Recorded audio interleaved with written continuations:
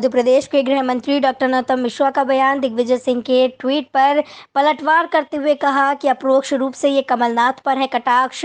केंद्र ने अपने हर वचन को निभाया, चाहे 370 का मुद्दा हो, राम मंदिर बनाने का या फिर 3 तलाक की बात हो। केंद्र सरकार ने सभी वचनों को निभाया, लेकिन कमलनाथ ने अपने किसी भी वचन को नहीं निभाया। बासमती चावल की जीआई टैगिंग को लेकर छिड़े विवाद पर उन्होंने कहा कि दो मुंही राजनीति यही देखने को मिलती है। सरकार अब सिर्फ एक दिन रविवार का लॉकडाउन करेगी। वेबिनार को लेकर भी उन्होंने कहा कि हम सेमिनार की जगह वेबिनार कर रहे हैं। इस कोरोना महामारी में हमारी सरकार विकास के बारे में सोच रही है। खरगोन मामले पर कहा कि प्रथम दृष्टि में पाए गए दोषियों को हटा दिया गया है।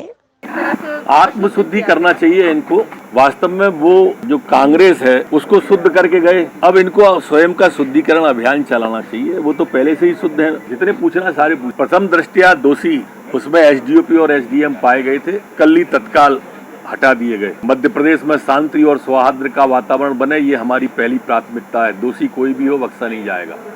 देखो, हर जगह दो मुही नीति कांग्रेस की रहती है। क्या है कि हंसना और गाल फुलाना दोनों एक साथ नहीं हो सकता, और वो यही करते हैं, हंसते हैं और गाल फुलाने की कोशिश करते हैं। एक सुंदर कांड करता है, एक लंका कांड करता है। बासमती चावल में मध्य प्रदेश के किसानों के साथ खड़े हैं और समर्थन पंजाब की सरकार के अमरिंदर सिंह जी का विरोध किया नहीं है आपने। ये क्या किया है आपने? स्पष्ट स्टैंड लीजिए। आप लगातार धोखा दे रहे हैं मध्य प्रदेश के किसान को, ये एक और धोखा है। देखिए, मैंने भी दिग्विजय सिंह जी का ट्वीट पढ़ा। उन्होंने लिखा है अपने ट्वीट में कि वचन निभाने की बात। दरअसल ये उनका अप्रत्यक्ष माननीय कमलनाथ जी पर कटाक्ष है, क्योंकि केंद्र की जो सरकार है उसने तो जो वचन दिए थे वो पूरे कर दिए।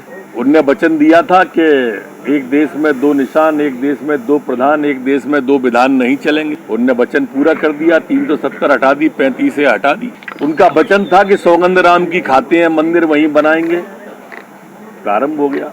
उनका वचन था 3 तलाक हटाएंगे, हटा दिया। अब आती है राज्य सरकार माननीय शिवराज सिंह जी चौहान की बात, तो उन्होंने कहा था कि 0% ब्याज पर कर्जा देंगे, दिया। उन्होंने कहा था कि कन्यादान विवाह योजना लागू करेंगे, लाडली लक्ष्मी लागू करेंगे, कर दिए। कमलनाथ जी निभा नहीं पाए वचन, न तो कर्जा माफ कर पाए, न बेरोजगारों को बेरोजगारी दे पाए, भत्ता दे पाए। तो ये कटाक्ष अप्रत्यक्ष रूप से एक बार कमलनाथ जी ने कहा था ना कि धोखे की वजह से इनने धोखा दिया, इसलिए सरकार मेरी चली गई, तो उसका जवाब है। गृह विभाग संभवतः आज निर्देश जारी करेगा। वो शनिवार और इतवार 2 दिन का भोपाल सहित जहां भी लॉकडाउन था उसे अब इतवार का कर दिया है, सिर्फ संडे का। 8 बजे तक दुकान खोलने का था, 7 बजे से बंद करने की प्रक्रिया प्रारंभ होती थी, इसलिए अब उसे बढ़ा के रात्रि 10 बजे तक होटल रेस्टोरेंट खुलेंगे और रात्रि 10 से सुबह 5 तक कर्फ्यू लागू रहेगा। माननीय प्रधानमंत्री जी का आत्मनिर्भर भारत में आत्मनिर्भर मध्य प्रदेश, ये उसकी परिकल्पना है। सेमिनार होती थी, अब वेबिनार है।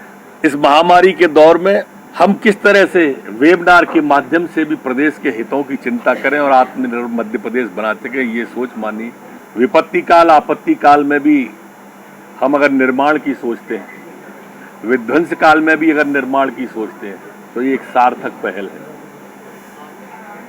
इस मध्य प्रदेश को उन्नत बनाने के लिए आपने देखा होगा कृषि कैबिनेट कल माननीय मुख्यमंत्री जी ने बनाई। कृषि हमारी प्राथमिकता है, कृषि हमारा फोकस है।